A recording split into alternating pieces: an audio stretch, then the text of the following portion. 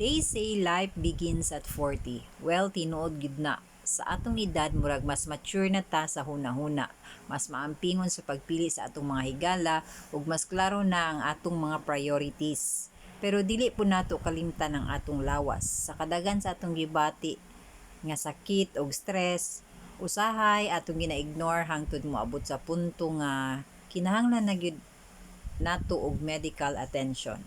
Sa akong experience, daghan kong gibati nga mga warning signs nga akong gi-take for granted.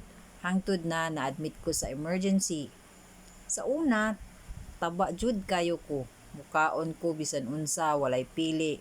Wala ko'y pakis akong timbang ug tanan lami kauno nako.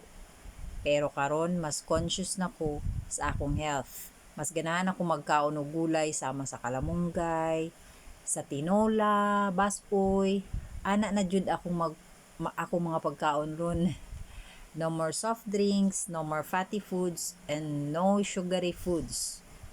So kung kamo na amoy gibati sa inyong lawas, do not ignore it. Dili sayon magkasakit ug dili pud sayon kanunay lang kalamunggay ang kaunon. Lesson: don't wait for a wake-up call. Listen to your body. Take care of your health.